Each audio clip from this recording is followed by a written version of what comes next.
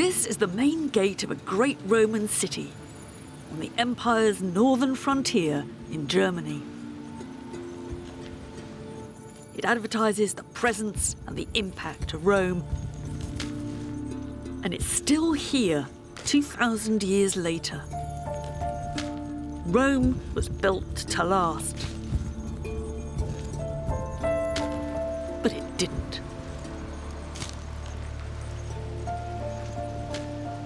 One of the biggest puzzles about the Roman Empire has always been what caused its decline and fall. Historians have been debating that one since the 5th century AD, and we still haven't agreed an answer. There are all kinds of theories, from the sensible to the silly.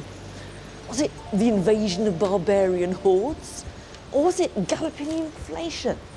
Was it corruption, public and private, too much sex? Or maybe too little sex? Or was it the lead in the water pipes, gradually sending them all mad? Happily, this isn't a multiple choice test. And one thing's for sure, it's all intriguingly complicated. So bear with me.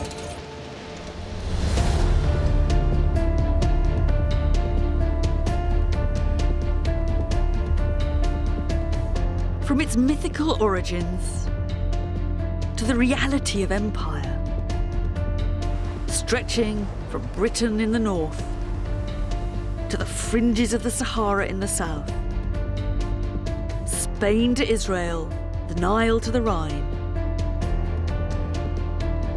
The Roman world was more culturally diverse, productive and connected than anything that had gone before. We tend to joke when we say all roads lead to Rome, but actually they did. It seemed like Rome had discovered the art of imperial longevity, thriving not only by exploitation, but by creating citizens. And at the very top of the pile was the emperor. We'll probably have to kiss his feet. But the Roman Empire was more vulnerable than it looked. There was conflict and there was resistance, both from the outside and within. This was Romans attacking Romans. So why did the Roman Empire come to an end? Or did it?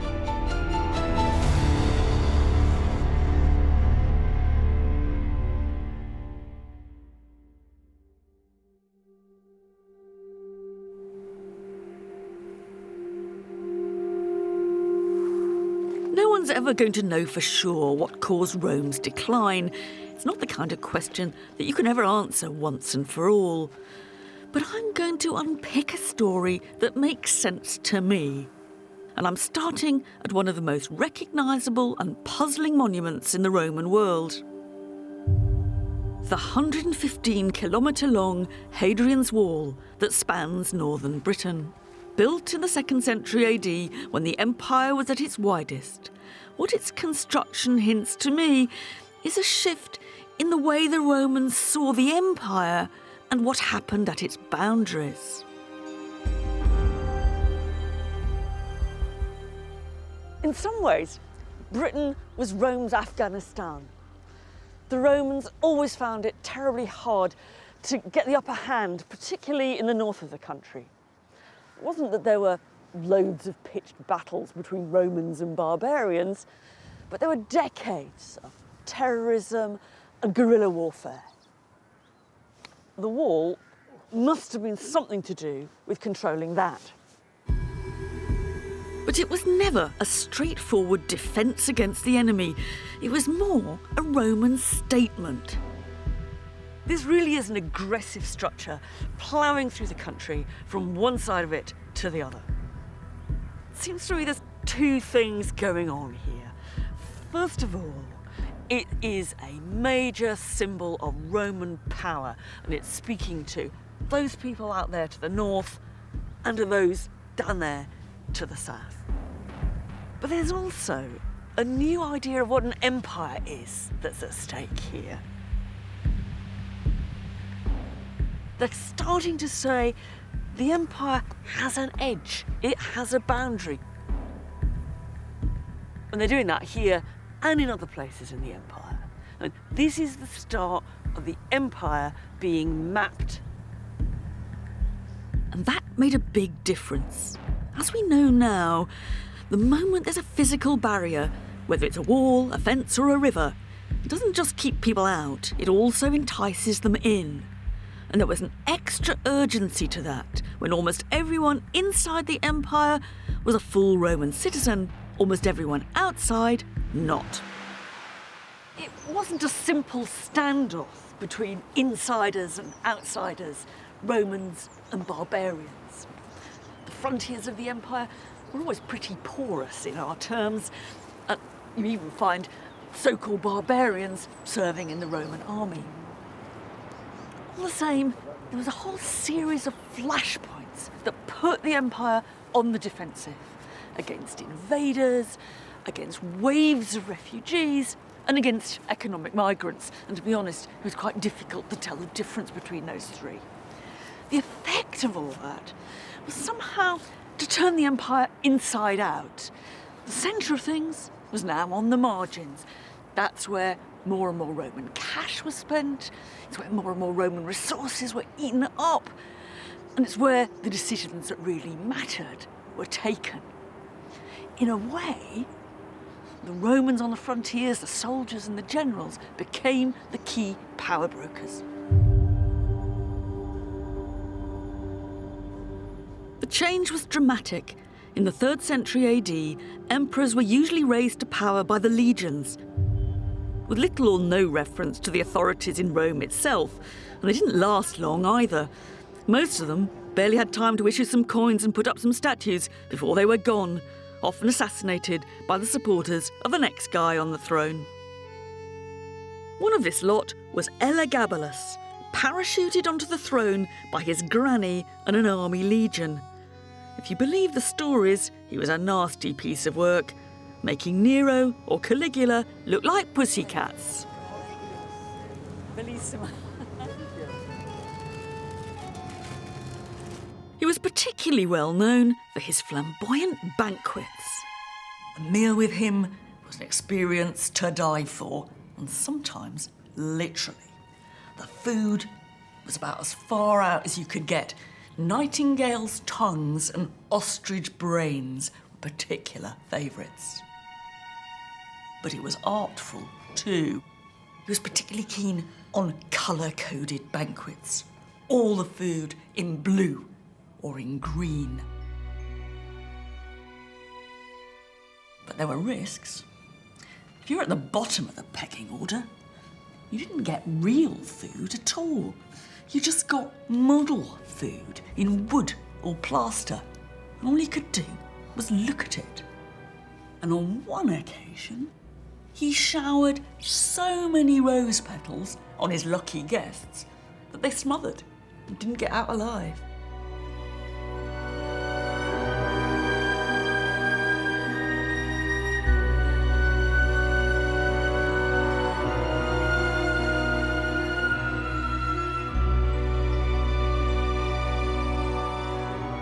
The emperor was a complete fashion freak. He never wore the same pair of shoes twice. He had his mum in the Senate, and he loved being pulled along in a wheelbarrow by naked ladies.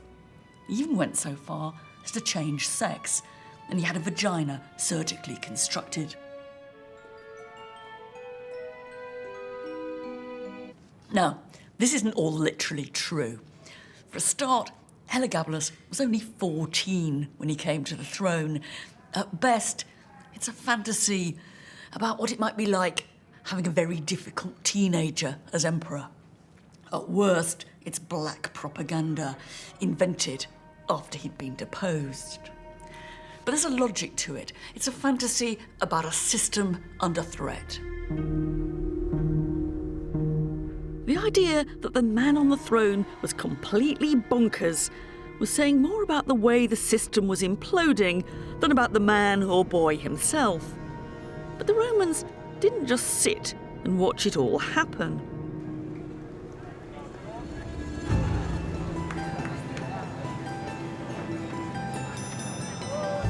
And the best way to explain how they tried to restore order. Prego, signora. Ah, grazie mille. Buon appetito. It's with another meal.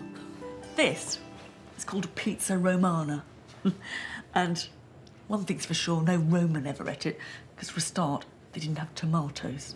But if you suspend disbelief for a bit, it's quite a good way of visualising the problems the Roman Empire's facing. The pizza is the empire. Rome is a tomato in the middle. Problem number one, the empire's very big. Communications across it, very slow. But Rome's here. It's really weeks away from getting its commands out to the frontiers. So what do they do about it? Well, as usual, the Romans improvised. They decided to cut the empire in two. It's quite difficult cutting an empire in two. And you can even go further. You can say, divide the empire into three with three joint emperors. You can even divide it, you can cut it, you can even divide it into four with four joint emperors. The advantages of this are obvious. You get manageable chunks to administer. One emperor for that, one for that, one for that, one for that. The disadvantages are obvious too. This guy decides he wants to have this person's share, and so you get conflict. And what looked as if it was kind of devolution turns out to be disintegration. The other problem they deal with is what to do about Rome. And here we get another kind of devolution. We get a series of mini capitals, and these are the olives, for different parts of the empire. That one, let's say, is in the east, that's Nicaea. This is Trier in Germany, or Ravenna or Milan in Italy. And those cities can be administrative centres for the different bits, and that makes all the kind of problems of communication and so forth much easier. What do you do about Rome in the middle, when all the decisions really are being made in these other capitals? Well, the answer is that Rome stays looking lovely, it stays being a grand symbolic centre, but it's not really doing anything. In a way, this poor old tomato has become a bit of a white elephant. The city of Romulus no longer controls the Roman world. Of course, it remained hugely symbolic, but some emperors ruled their slice of territory without ever even going to Rome. One-man rule, established by the first Emperor Augustus, was for a time devolved to multiple emperors in a divided empire. And this is the grand imperial throne room of the mini-capital at Trier in Germany. It's a building with some powerful messages. It's telling us, for one thing, that Rome was no longer the centre of Roman power.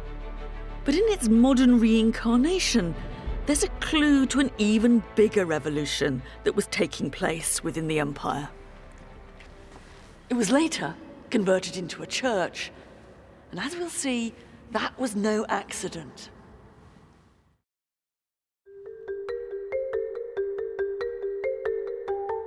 Because there was something bigger happening than any of those problems on the frontiers, mad emperors and rivalrous legions. The entire Roman belief system was being challenged. And to understand that, we have to go further back into Roman history to see how the relationship between the gods and the Roman state had traditionally worked.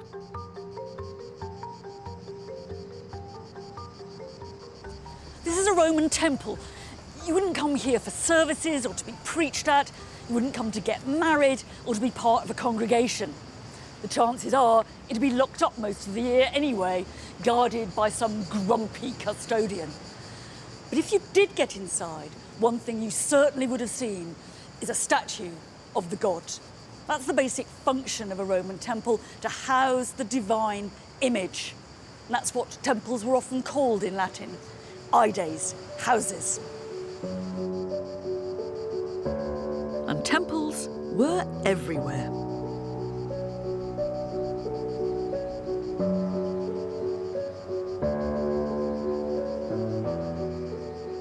So why did they need so many?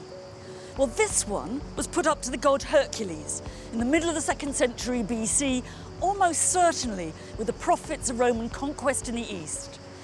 And that was a common pattern. A general in the middle of battle would vow a temple to the god if that god would grant him victory. And when the general returns to Rome successful, he uses part of the spoils to finance the building. In a way, temples are public reminders of the god's support for the Roman state, and they underline the axiom that Rome can only be successful if it keeps the gods on its side. And gods is, of course, plural. It might seem obvious, but there were loads of them. And to us, the interaction between them and the Romans can look a bit contractual, even mechanistic. The Romans didn't believe in their gods. They didn't have internal faith in our sense. They simply took it for granted that the gods existed and would help them out so long as they fulfilled their side of the bargain by erecting temples, or above all, by sacrificing to them, usually animals, whether bulls, pigs or sheep. And we can glimpse how important that was in this once splendid sculpture, now a bit stranded in a Roman backstreet.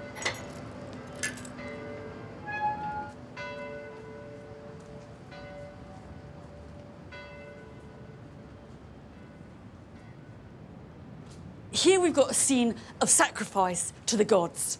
On the lower panel, there's a bull actually being slaughtered. And above, the emperor is pouring some kind of libation onto an altar. You can find hundreds of scenes like this across the Roman Empire. And the point they're making is that one of the functions of the emperor was to manage the relationship between humans and the gods. Religion and politics were bound up together.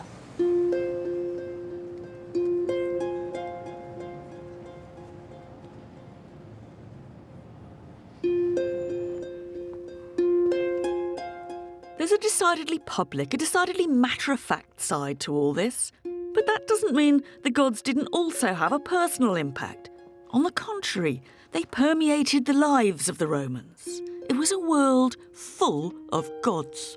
This collection of miniature gods and goddesses takes us right into the world of personal religion.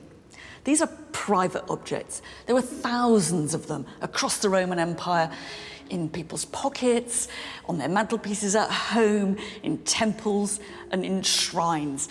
They're kind of like everything from fridge magnets to objects of devotion, all rolled into one. This was an incredibly complicated religious world. We're not dealing here with 12 gods and goddesses sitting up on Mount Olympus, each with their own job to do.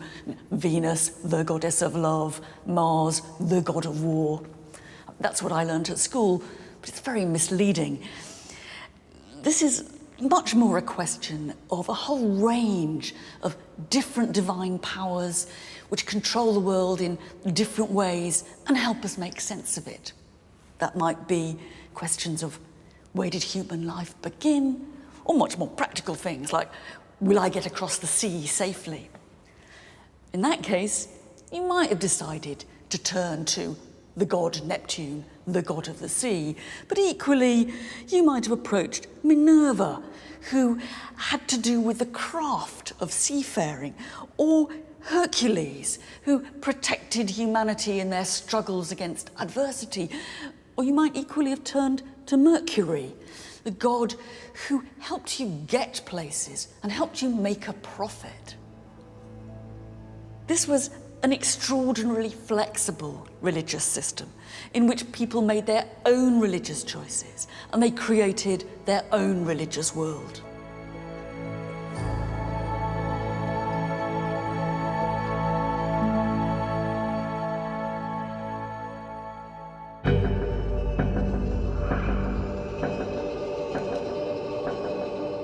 Religion was fundamental for the success of the empire, and the Romans made sure their gratitude was on full display. But the growth of the empire brought new and different gods into Rome, just as the Romans incorporated new citizens from new conquered territories. They incorporated divine citizens too. One of these new religions, thought to originate in what is now Iran, didn't have grand temples, at least not above ground.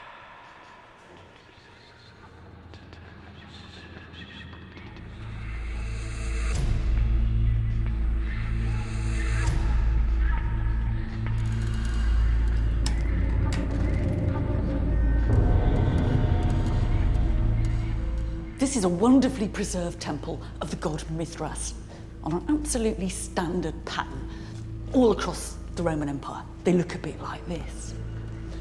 It's dark, enclosed, and it was almost as hidden away then as it is now. It's actually all been done a bit on the cheap. This marble floor looks impressive enough, but it's obviously come off a Roman skip. And up here,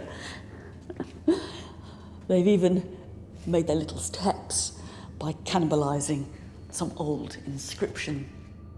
Using whatever they could lay their hands on, they created an underground religious world, a cave, which was thought to be an image for the cosmos itself. This was a place where people came together to worship. The worshippers would have reclined here just as if they were dining, and presumably whatever ritual went on in the middle. To judge from the image of Mithras himself, usually shown killing a bull, animal sacrifice was central, even if other details are pretty mysterious. What we do know is that it was entirely men. This was about the most blokish religion in the Roman Empire, which is saying something. It was also a religion of initiation. You went through a series of stages or grades of initiation and getting closer all the time to a vision of the divine truth. The best clues to the strange world of Mithras comes from the imagery salvaged from several of his temples. You've got Mithras himself plunging his dagger into the side of the sacrificial bull, and he's wearing a very distinctively shaped Persian hat, signalling that he comes from the margins or outside of the Roman world. And there's something, I think, about the exoticism of all this, which must have been part of its attraction. But exotic or not, it still fitted comfortably enough in the Roman world of polytheism. Real problems began when monotheistic religions came into contact with Rome. The worship of just one god and the exclusion of all others was something that went against basic Roman assumptions.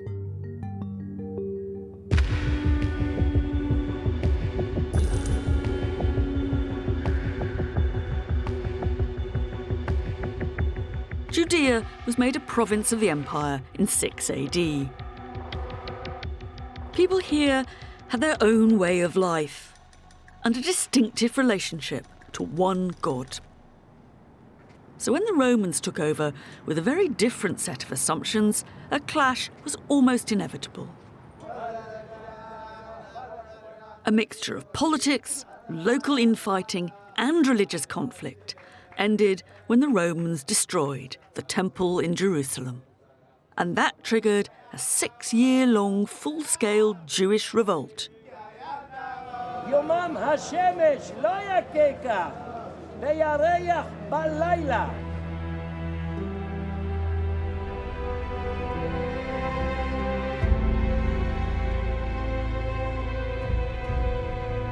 The end of that war came at a desert outpost called Masada.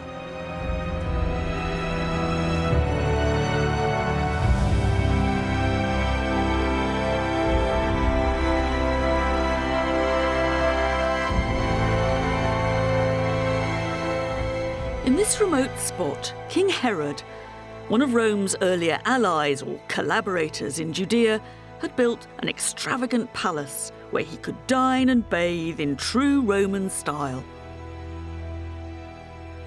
He would be disappointed to know that the place is now famous for much bloodier reasons.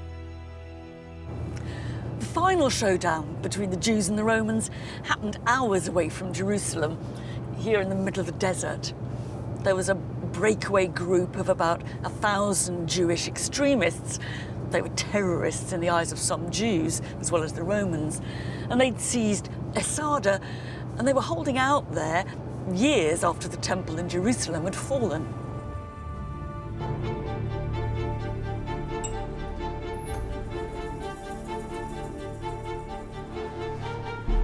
The Jewish rebels made this rock their base and eventually met their deaths when the Romans caught up with them. To understand what happened next, I'm meeting historian Greg Wolfe in the ruins of the old palace. These forts look very impressive laid out as they are below. But at the time they were built, Jerusalem had fallen, the temple was destroyed, there's no opposition anywhere else. There was still a small group of people holding out up here for years. They're almost forgotten until a Roman governor decides he really ought to sort it out, and he sends the legions here. And so this is what we see here. It's a trace of a cleaning up operation. You can still make out where the forts and the siege wall are. And at a weak point in the cliffs, a ramp was built for a battering ram, and the Romans broke through the rebels' defences. One Jewish rebel, turned traitor, then Roman historian, recorded what happened next, although his version of events has long been disputed. We have this extraordinary story told by a very, very unreliable source who says that when the Romans got up here, when they built their ramp, their siege ramp, they came in, what they found was no living person. Nearly 1,000 people who'd been up here had, in some kind of mixture of suicide pacts and self-slaughter, had just gone, and there was nobody left except for piles of bodies and enough food to show they could have held out forever. But if this is true, who knows? It's become a powerful modern myth. So it's a story of heroic self-sacrifice for the cause. Self-sacrifice and no surrender, and that's what Masada means now, no surrender. Only a handful of bodies have ever been found here, and who they were is unclear. But the story of rebels who preferred suicide to enslavement lives on, and Masada remains a symbol of Jewish resistance. The conflict behind all this is often framed in religious terms, but the truth is more complex. You'd expect some kind of clash, wouldn't you? Because you've got a culture in Judaism which insists that there's only one God, dealing with a Roman imperial power that insists there's lots of gods. I mean, that appears irreconcilable. Yes, although there are things about what the Jews do that looks very familiar to a Roman eye. They perform animal sacrifice, they have a huge temple at the centre, and perhaps most of all, it's a religion grounded in one ritual landscape, one sense of place. It's a religion of somewhere. Which they can always manage that, can't they? That you can have a religion pretty much that is as weird to them as you can imagine, so long as it sort of belongs to somebody. So they're sort of happy with the goddess Isis because she's the Egyptians' goddess. The Romans didn't expect those they conquered to abandon their own gods. Part of the point of polytheism is that it can accept and incorporate new and different divine powers. But they did expect them to recognise the relationship between the Roman state and religion. For the Jews, it's much more difficult to accommodate the Romans because their own history by now is a history of being subjected to one empire after another and being subjected to persecutions of different kinds. And so it's much more difficult for the Jews to fit the Romans into the system rather than the Romans to fit the Jews into their system. And that's where things broke down.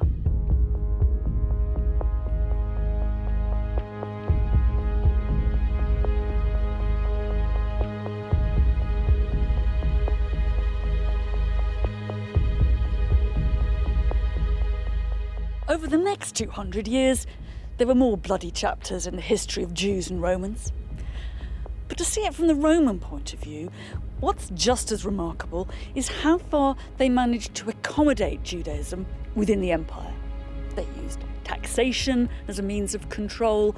Roman emperors received delegations and complaints from Jewish communities. Individual Jews progressed high up in the Roman administration. And in many ways, Judea was a prosperous little Roman province. But for one offshoot of Judaism, and that's Christianity, it was to be a very different story.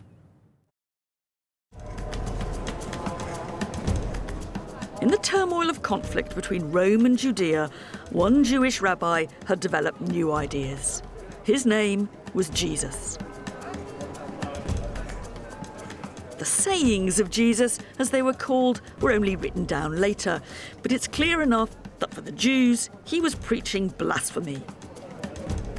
And at the beginning, at least, for the Romans, he was just another troublemaker. However exactly the story went, he was arrested, put to trial, and sentenced to death, Roman style, by crucifixion. The Romans must have thought, problem solved.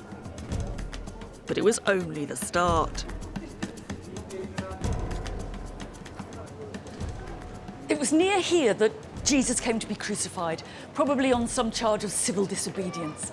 It's very hard to know exactly what was going on because the story has been rewritten and reinterpreted and embroidered ever since. But we can be fairly certain that the real Jesus was the leader of some small Jewish splinter group, and that in the decades after his crucifixion, he was almost reinvented as the founding symbol of a new religion which attracted followers more widely across the empire. There weren't, to start with, actually all that many of them, and they believed a variety of different things which we wouldn't recognise now as Christian. But at the core of it all, there was a new ideology that was challenging from within the empire itself old Roman certainties about how the world worked.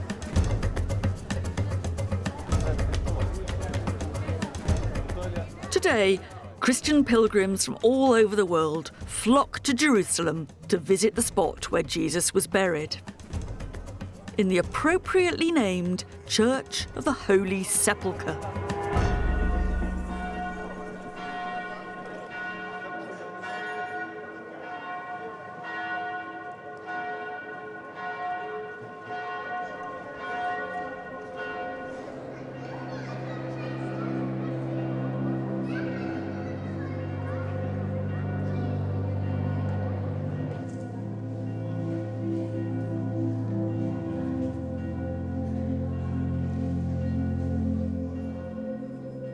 Although to call it a church is an understatement. Under one roof, a bewildering array of Christian sects fight to be heard.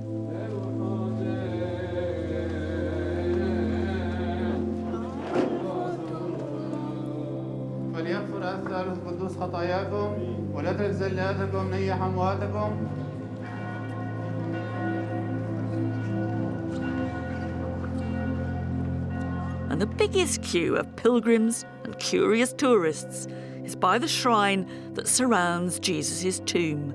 This is the holiest site in Christendom. The idea that Jesus rose from the dead would have been the least puzzling part of Christian teaching for most Romans. There was a combination of far more radical ideas than that. It wasn't just that there was only one God. Those who followed Jesus could take no part in sacrifice, and they were to prepare themselves for the kingdom of God, which transcended the earthly power of Rome, and which might be coming soon. Add to that the very strange notion that poverty was a virtue, not a misfortune, and some pretty hard-line views about sex. And it's not difficult to see how some Romans might have been curious, even attracted to Christian teaching. Many others would have been baffled or affronted by what must have seemed like an assault on their world order. Christianity flew in the face of what Romans had traditionally thought religion was all about. And that contradiction may be one reason why Christianity was initially slow to take off. But when it did, it exploited the very network of communications that linked the Roman Empire. One of the key figures in spreading the word was a small-time Roman salesman from Turkey, better known as St. Paul. Jesus himself wasn't a big traveller, but Paul not only got everywhere across the Eastern Mediterranean, he also used the long-distance mail as a way of broadcasting to far-flung Christian communities. And the letters he wrote are still part of the Bible. Corinthians, that's the letter he wrote to the Christian church at Corinth. And he's writing to the people of Thessaloniki, to the people at Ephesus, the Ephesians, and to the Christian church in Rome. They're part pep talk, part instruction, and not all of it's entirely to my taste. Man is the head of woman, he says. It's never going to be my motto. But what does strike me are the geographical horizons that these letters display. He talks about being in Macedonia and going to travel to Ephesus and then move on to Corinth. It's the connectivity of the Roman Empire that these Christians are exploiting. Christianity was born within the Roman Empire, and the people who became its followers rode on its connectivity. In port towns like Corinth and Thessaloniki, you could find goods, work, and a new spiritual guide. The empire's trade routes became Christianity's broadcasting service.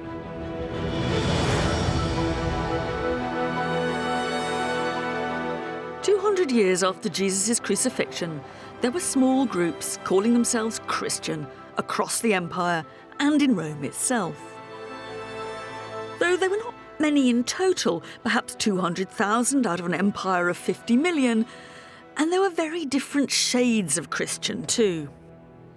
This is a tombstone that really parades its Christianity. And the key word is this, written in Greek. It's ichthus, which means fish.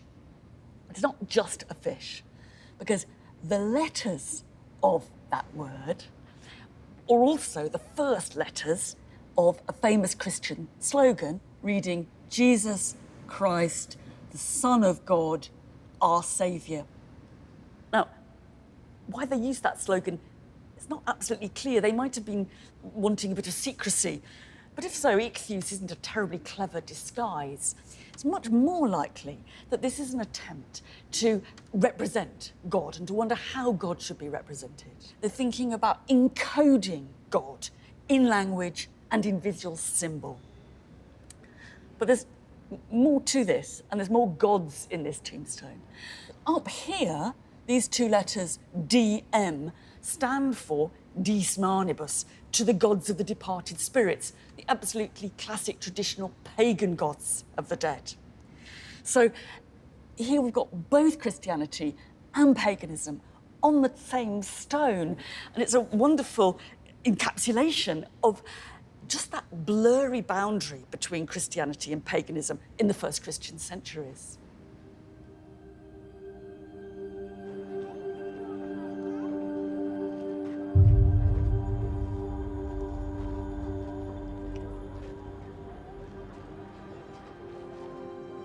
Most Christians in the Roman Empire probably inhabited that blurry boundary.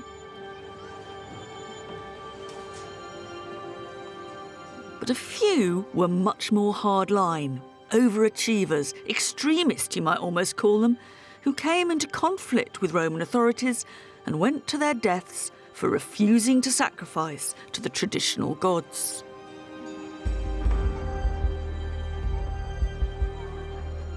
One spring day in 203 AD, a young Roman woman, the mother of a small baby, was thrown to the wild beasts in an amphitheatre not unlike this one. She was taunted, she was whipped and maimed by the animals, but not killed. The gladiator came to finish her off. After one painful mishit, she calmly took his blade in her hands and guided it to her throat. Her name was Vibia Perpetua, and her only crime was to be a Christian. This was Romans attacking Romans.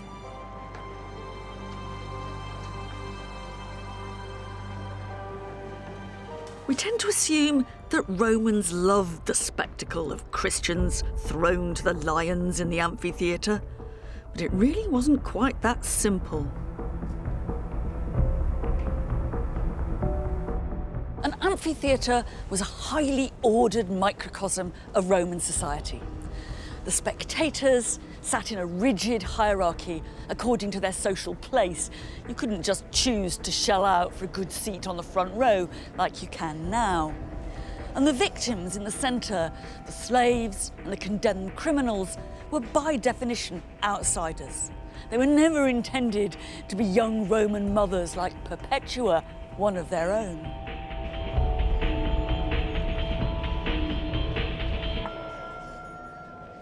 Hardly surprising that her prosecutor tried to get her to think of her young baby and to recant her faith.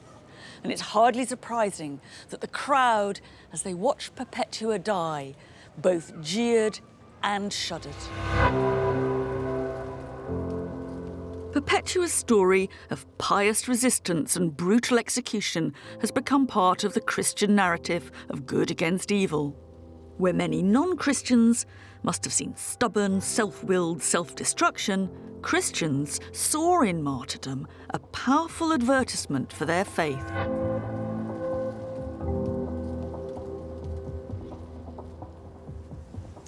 Long after their moment in the arena, stories of the killing, the torture, and the excruciating suffering were told and retold in meticulous and sometimes lurid detail. The bravery of the martyrs in the face of sadistic cruelty seemed to validate the faith for which they died and to offer other Christians an example they might glorify, though not follow. Quite why the Roman authorities chose to send them to their death remains something of a puzzle. That's largely because almost all the evidence we have comes from the Christian Romans themselves. It's an extreme example of history being written by the winners. If we try to see it from the side of the Roman authorities, the fact that the Christians refused to sacrifice threatened to disrupt the good relationship between the state and the divine powers, which ensured the success of the empire. It was pure treachery.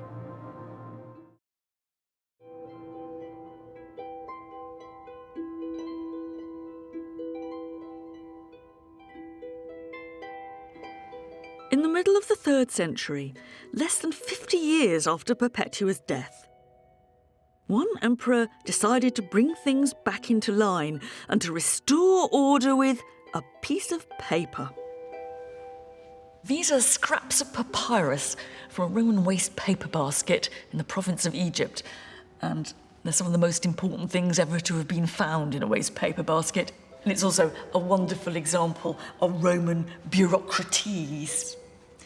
They are personal certificates proving that their owner has sacrificed to the traditional gods. The gist of the message is up here, saying so-and-so has sacrificed, it's been witnessed here, and then one of the witnesses has signed. His name was Hermas, and this guy's actually signed Several of these certificates. The reason why he's done that is because the Emperor Decius had ordered that everybody in the empire should prove they'd sacrificed to the gods. This is often treated as a centralised persecution of the Christians because, of course, true Christians couldn't sacrifice to the traditional gods. And we know, in fact, that some of them didn't and supposedly went to their deaths. But even Christian writers tell us that many of them, and this is, I think, where I would have been, either sacrificed anyway or just kept their heads down. What's going on in the Emperor's mind is also rather different, I think. I'm sure he's not planning more bloody spectacles of Christians versus lions. What he's wanting to do is to ensure that every single one of his subjects signs up publicly to the institution of sacrifice, which is the ritual that ensures the proper relationship between the Roman state and its gods, and ensures Roman success. I mean, in a way, this is a clumsy and rather heavy-handed attempt to restore political and religious order to the Roman world.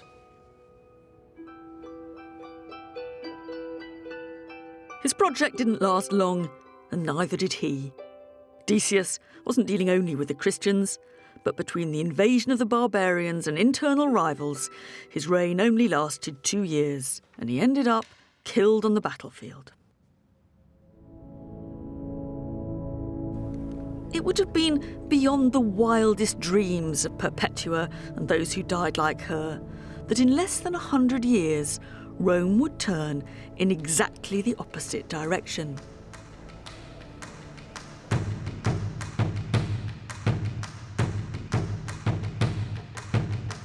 After a century of chaos, one emperor made a pact with the very religion that looked as if it was undermining the empire.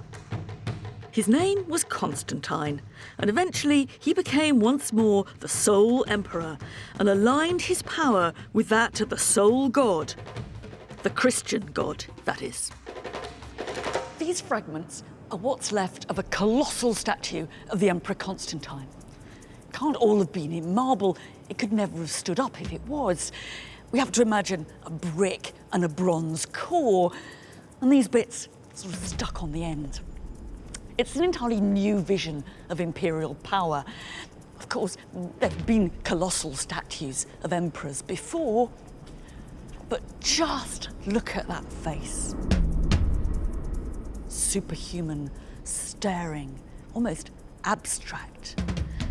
This isn't an emperor who could conceivably be one of us. This is an emperor we have to worship.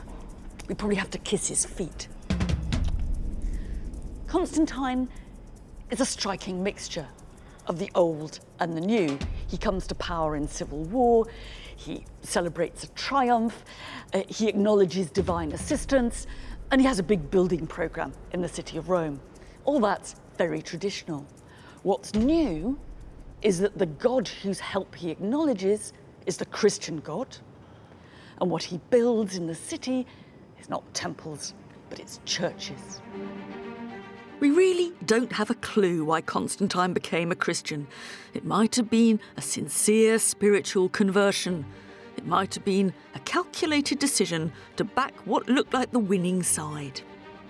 The political logic of this, whatever's going on inside Constantine's head, is that the circle has been squared. The universal empire, instead of fighting the universal church, has done a deal with it. From now on, empire and church are going to walk side by side. One way of seeing this is as a revolution. Fundamental aspects of being a Roman have changed. Hierarchy, faith, morality, sex. But in another way, Constantine has reinvented the original model of Roman power around a new god.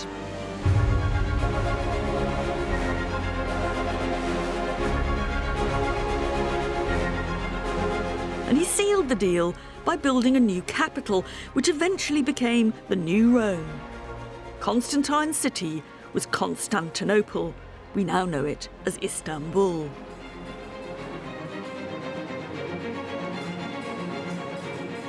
It was here that he ordered his own versions of some of the major buildings of Rome.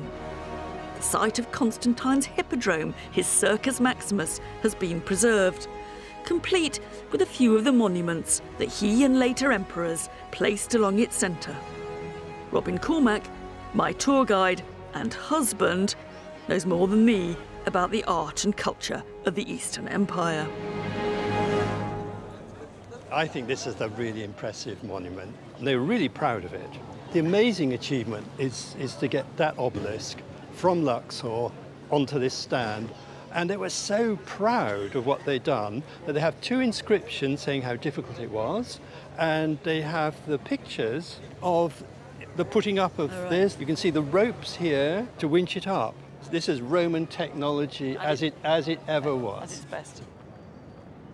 But why did Constantine choose to build his city here?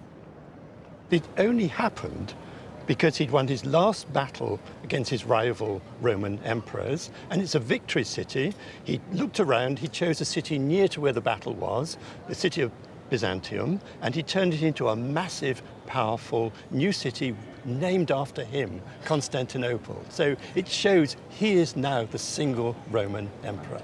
So did it feel like a specifically Christian city? Did it feel different? No, it looked like a Roman city with all the trappings. And what he did do was bring lots of pagan statues here, so that you've got those in the Hippodrome and elsewhere. So much so that there's the famous saying that this city was built up by denuding all the other cities of the Roman Empire.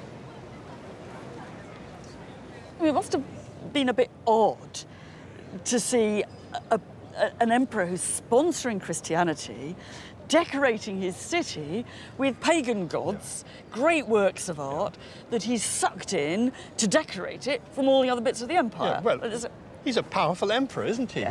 This is a display of power.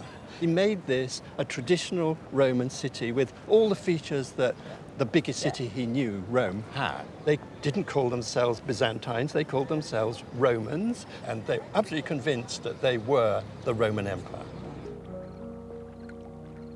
In fact, here in the East, the Christian Roman Empire lasted right up to 1453, when the Ottomans conquered Byzantium. In the West, it was a different story. Rome was still Rome, but it was more a showcase of architecture and culture than the capital of power. But the northern frontiers were more porous than ever. Outsiders pushed in. And even if it was now a hollow symbol, the city of Rome was still a prize. Driven by the Huns, various tribes like the Visigoths, the Ostrogoths and the Vandals moved towards the Western Empire. The legendary sack of Rome didn't happen once, but 3 times. Roman armies were defeated, citizens were killed, and the city itself was looted and pillaged.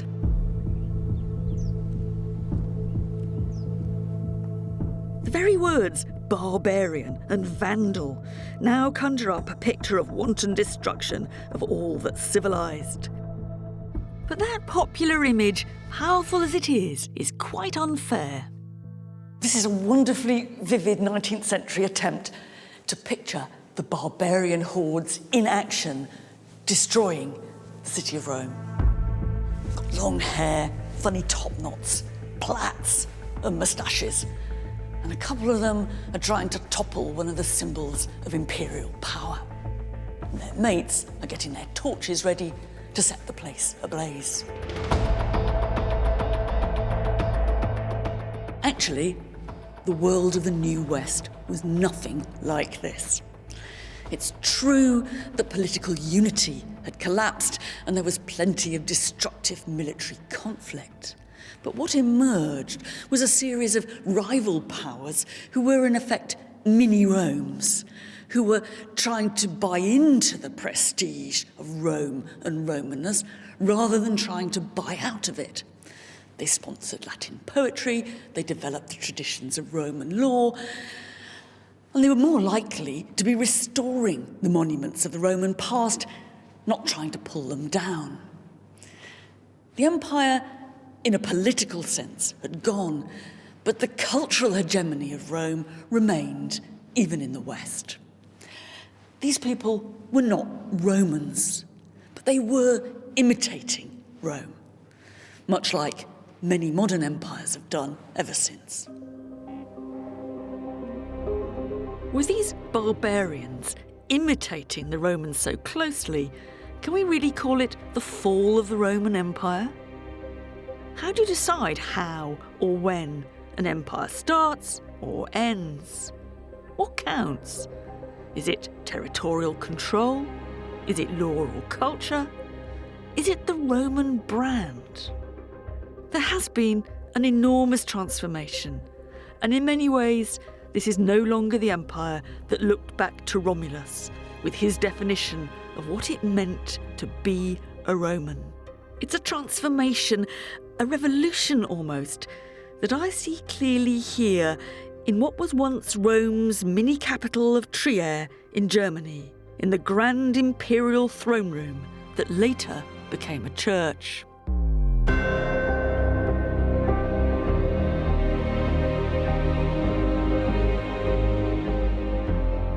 The conclusion I come to is that the real heir of the Roman Empire was Christendom. Not an empire of political domination, or not only that, but an empire of the mind. And in its own ambitions at least, still an empire without limit.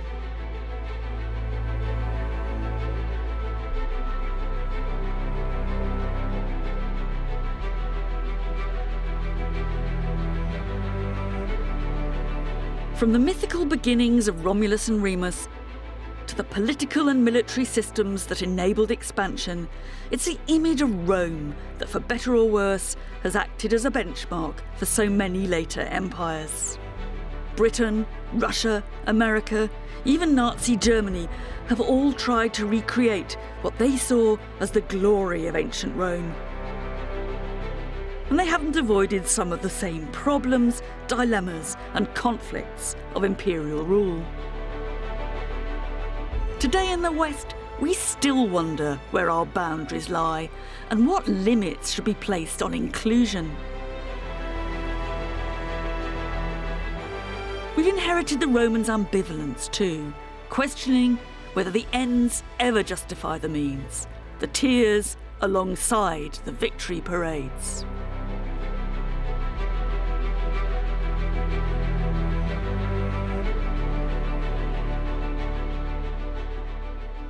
2,000 years ago, the Roman historian Tacitus offered one image of the fallout of Roman conquest.